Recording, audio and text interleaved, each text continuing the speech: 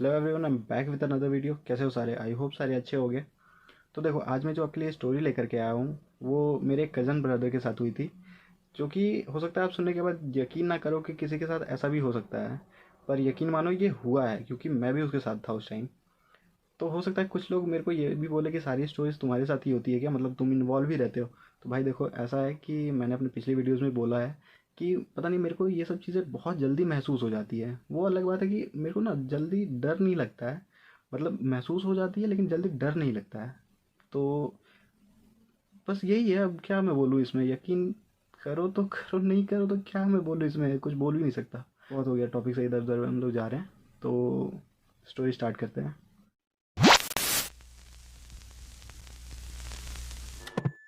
तो देखो, ये लॉकडाउन से 1-2 साल पहले की बात है। जब मेरे एक मतलब जो देखो, मेरी 3 बुआ है। एक बड़ी बुआ है, एक बीच वाली मतलब बुआ है, और एक सबसे छोटी बुआ है। तो जो सबसे बड़ी बुआ है वो आगरा में रहती है। जो मेरी बीच वाली बुआ है वो मेरे घर से 2 किलोमीटर दूर रहती है। और जो मेरी सबसे छोटी वाली बुआ है वो दिल्ली में रहती है, पर उनका भी यहाँ पे घर है, जिनका घर मेरे से 7 किलोमीटर दूर होगा मेरे घर से। तो ये जो स्टोरी है वो तब की है जब मेरे बीच वाली बुआ के घर में शादी था। शादी में सब आए हुए थे। तो मेरी जो छोटी वाली सबसे छोटी वाली बुआ है जो दिल्ली में रहती है, उनका सबसे छोटा लड़का विनोद नाम है उनका, जिसकी बॉन्डिंग मेरे साथ बहुत अच्छा बैठती है। मेरे से 6-7 साल बड़ा है। लेकिन होता ना कि तुम्हारा एक कज़न ब्रदर ऐसा होता ही है जिसके साथ तुम्हारा बॉन्डिंग बहुत अच्छा बैठ जाता है। तो वो वही है। मेरा और उसका बहुत अच्छा बॉन्डिंग बैठता था। तो हुआ ये कि मतलब जो मेरी बीच वाली बुआ का लड़का का जब शादी था, तो हम लोग सब दोस्त मतलब भाई भाई खूब इंजॉय कर रहे थे शादी वादी। तो 1-2 दिन खूब इंजॉय किया। फिर शादी का जिस दिन होता है ना, बारात जाना होता है। तो हमारे यहाँ ऐसा है कि हम लोग अगर बारात जाते हैं तो हम लोग, हमारे यहाँ क्या हो सकता है कि इसी में ऐसा हुआ होगा, क्योंकि जो बारात जाना था वो करीब 60 किलोमीटर दूर, हमारे मतलब जिस जगह हम रहते हैं वहाँ से 60 किलोमीटर दूर था। तो घर वाले ऐसे सामने निकल गए। फिर क्या हुआ कि मैं मतलब मेरा जो फिर भाई विनोद है, उसका एक साला तुम्हें हो सकता है इसके बारे में भी ना पता हो। तो मैंने अपने पिछले वीडियो में बता रखा है।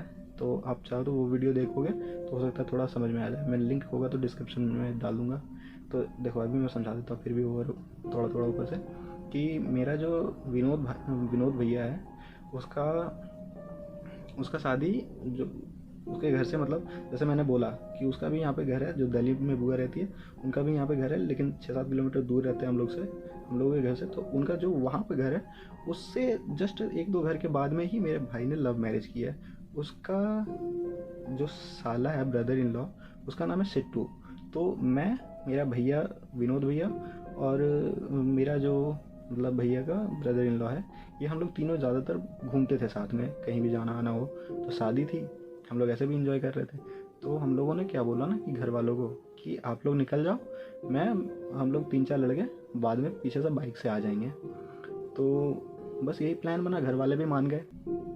तो ऐसा था कि मैं, मेरा विनोद भैया का ब्रदर इन लॉ सिट्टू, फिर सिट्टू के साथ एक और उसका फ्रेंड, और फिर हमारी जो सबसे बड़ी वाली बुआ का लड़का था, उनका नाम संजीव है।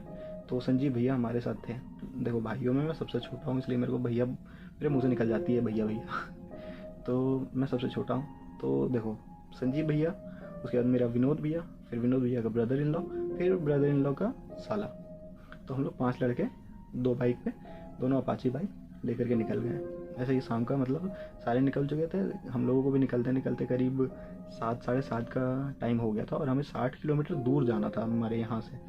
यहीं से गलती चालू हुआ हम लोगों का। गलती, वो बोलते हैं ना कि एक तो लेट करो, फिर बाद में थोड़ा शॉर्टकट तुम ढूंढते हो उस चीज़ को जल्दी करने के लिए। तो वहीं हमारी गलती हुई थी सबसे बड़ी।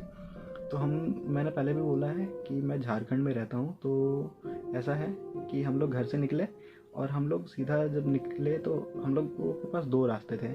एक तो या तो हम लोग चाहे तो हाईवे से जा सकते थे, मेन हाईवे से, जो कि हम लोगों को करीब 60 से 64 किलोमीटर के आसपास इतना पड़ता। और एक हम लोग कच्चा रास्ता ले सकते थे, जो कि हम लोगों को करीब 55-56 किलोमीटर इतना पड़ता।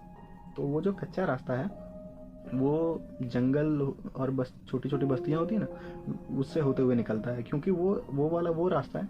जब लोग सुल्तानगंज, सुना होगा लोगों ने कांवड़ यात्रा के बारे में, देवघर का, बाबा धाम का, तो वो हम लोग बाबा धाम से नज़दीक ही रहते हैं। मतलब मेरे घर से बाबा धाम 1 किलोमीटर दूर है, 1 या 1.5 किलोमीटर दूर है मंदिर। तो जो कांवड़ वाला रास्ता है, जो लोग पैदल कांवड़ लेकर के आते हैं, तो वो रास्ता है। लेकिन वो रास्ता सिर्फ सावन और भादो 2 मंथ ही चलता है, बाकी पूरा साल वो रास्ता पूरा सुनसान रहता है। और वो थोड़ा होता है ना कि शॉर्टकट है, तो वो थोड़ा जंगल और छोटी छोटी बस्तियों से होकर के गुजरता है। तो हम लोगों के पास दो रास्ते थे, या तो हम लोग बारात जाने के लिए मेन हाईवे ले सकते थे, या हम लोग वो छोटा वाला रास्ता ले सकते थे, शॉर्टकट। तो जो मेरा भाई है वो बोला कि देखो हम लोग ऐसे भी लेट हो चुके हैं, एक काम करते हैं हम लोग इसी रास्ते से निकल जाते हैं। तो मैं तो भाई एक्साइटेड था कि चलो बाइक चला रहे हैं, रात में चलाने को मिलेगी, मैं तो नया भी सीखा हुआ था। तो मैं तो सोचा चलो, मैं तो जो भैया बोला था मैं मानता जा रहा था। फिर हम लोग क्या हुआ कि निकले वहाँ से, मतलब यहाँ से निकले और जाकर के वही वाला शॉर्टकट वाला रास्ता लेकर के निकल गए। अब देखो आराम से हम लोग करीब 30-35 किलोमीटर कवर कर चुके थे, और भाई मेरा आगे आगे जा रहा था, उसके पास भी अपाचे बाइक थी। तो वो क्या कर रहा था, जैसे कि कोई टर्निंग वगैरह आ रहा था जंगल वाला रास्ता में, तो वो इंडिकेटर पहले ही दे रहा था। मैं उससे करीब 30-40 मीटर पीछे रह रहा था, तो वो इंडिकेटर दे देता था कि यहाँ पे टर्निंग है। और भाई वो रास्ता मतलब घुप अंधेरा, करीब हम लोग को जाते जाते 10-10:30 बज भी गए थे, मतलब उस रास्ते में। तो वो रास्ता पूरा घुप अंधेरा, क्योंकि वो हाईवे नहीं था भाई, वो कच्चा रास्ता था, जो कि बोलबम आने वाले लोगों के लिए बना हुआ था, जो कि साल भर बंद रहता है, सिर्फ 2 मंथ में ही चालू रहता है, वो सावन में और भादों में, बाकी पूरा वो बंद ही रहता है हर टाइम। फिर भी हम लोग वो रास्ता हम लोग जानते थे, तो हम लोग निकल गए, सोचे कि उसी में चले जाएंगे। तो वो रास्ता पूरा घुप अंधेरा था। अब क्या हुआ कि भाई मेरा जो भाई है वो आगे आगे जा रहा था, वो पता नहीं अचानक से एकदम, हम लोग आराम से जा रहे थे, ठीक कोई दिक्कत नहीं हो रहा था, अचानक वो जा करके मतलब एक टर्न लेना था उसको, लेकिन टर्न नहीं ले पाया, और वो जा करके सीधे वो होता ना जंगलों में कुदा दिया बाइक को।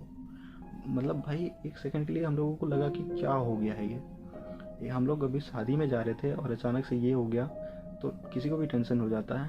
तो हम लोग फिर अचानक से, और भाई देखो जो भाई मेरा ट्रिपल लोडिंग चला रहा था, जो कि गलत बात है, पर फिर भी तो भाई मेरा ट्रिपल लोडिंग चला रहा था। तो उसमें जो सबसे पीछे बैठा था, मतलब मेरा भाई का जो ब्रदर इन लॉ का दोस्त था, वो ऐसे उछल के गिरा ना कि तुम्हें मतलब होता ना, मैं पीछे था, तो मैं बाइक चला रहा था, मेरे को साफ देखा, ऐसा मेरे को ऐसा लगा कि किसी को होता ना जैसे खिलौने के वैसे उठा करके तुम नीचे रख देते हो, तो मेरे को ऐसा लगा जैसे उसको कोई उठा करके नीचे रख दिया है। और वो नीचे गिरते ही मेरे सामने मतलब गिरा। मैं ब्रेक मारते मारते बाइक चढ़ते चढ़ते उस पर रह गई। फिर भी कंट्रोल में कैसे भी मैं लेकर के आ गया बाइक को। फिर मैं भाई को आराम से, मतलब हम लोग बाहर निकाले, बाइक को ऊपर खींच करके लाए। तो बाइक तो खैर थोड़ा बहुत डैमेज हो गई थी, और भाई को भी चोट लगी थी, लेकिन उतना ज़्यादा नहीं, सबको थोड़ा थोड़ा चोट लगी थी। फिर भी हम लोग जैसे तैसे वहाँ से निकले। फिर थोड़ा आगे जैसे पहुँचे तो घर वालों का भी फ़ोन आने लगा, तो हम लोग थोड़ा नॉर्मल होकर के उनको बोले कि हम लोग आ रहे 10 मिनट में। फिर क्या हुआ कि हम लोग टेंशन में वहाँ पहुँचे, जैसे तैसे पहुँच गए वहाँ शादी में गए, थोड़ा बहुत इधर उधर एंजॉय किया। अब पता नहीं मेरे भाई को अचानक से क्या हो गया, इसने जिद पकड़ ली कि चलो हम लोग वापस अभी निकल जाते हैं यहाँ से, घर चले जाते हैं, मेरे को यहाँ मन नहीं लग रहा है, ये वो। भाई हम लोग को समझ नहीं आया कि इसको क्या अचानक से हो गया। हम लोग शादी एंजॉय करने आए हैं, पर ये अलग ही, इसको घर जाना है। लेकिन अब वो हम लोगों में सबसे बड़ा था, बात भी हम लोगों को मानना पड़ता उसका। तो वो हम लोगों को लास्ट में डांट डूट करके बोला हम लोग चलो यहाँ से घर चलते हैं। बोले ठीक चलो, अब आपकी मर्ज़ी, आप बड़े भाई हो। फिर हम लोग वहाँ से, फिर अब हम लोग बोल रहे भैया को कि भैया चलो मेन हाईवे से चलते हैं, क्या दिक्कत है, कोई दिक्कत नहीं आएगी। तो पता नहीं मेरे भाई को क्या है, अलग ही चस्का चढ़ा हुआ है कि नहीं हम लोग उसी रास्ते से आते हैं जिस रास्ते से आए हुए हैं, जिस रास्ते से आए थे। भाई मतलब हम लोग को समझ में नहीं आ रहा था कि इस बंदे को हो क्या गया है, ये क्यों, मतलब अभी तो हमारे साथ ऐसा कुछ हो रखा है, फिर भी लेकिन वो सुना नहीं। फिर हम लोग जब उस रास्ते से आने लगे, तो मतलब जो भाई के पास बाइक थी और जो उसमें कुछ प्रॉब्लम नहीं, वो आराम से चल रही है, जो कि एक्सीडेंट हुई है।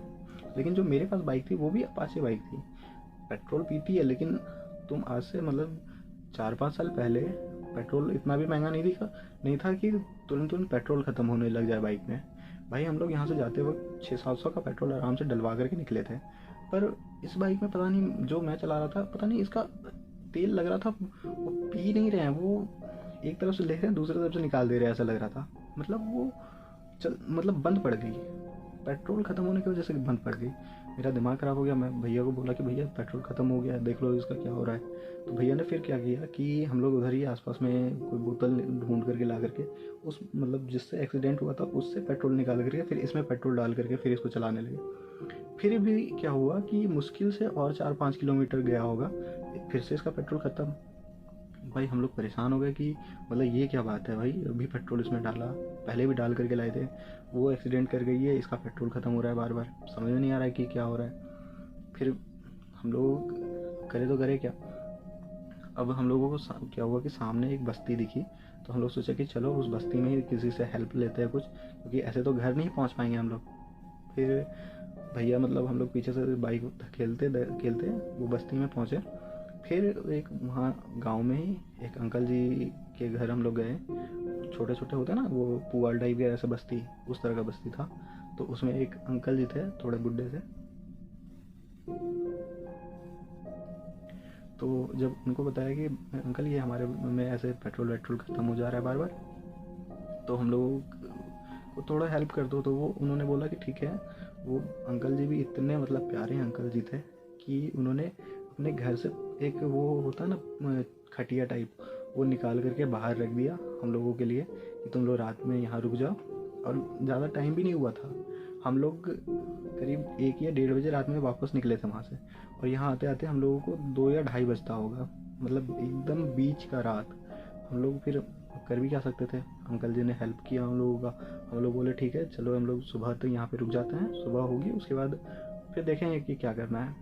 तो फिर जैसे ही 4 बजे का करीब होता ना कि 4 बजे से थोड़ा थोड़ा उजाला होना ही स्टार्ट हुआ था कि भैया फिर से पागल, इसको फिर घर जाना है जल्दी।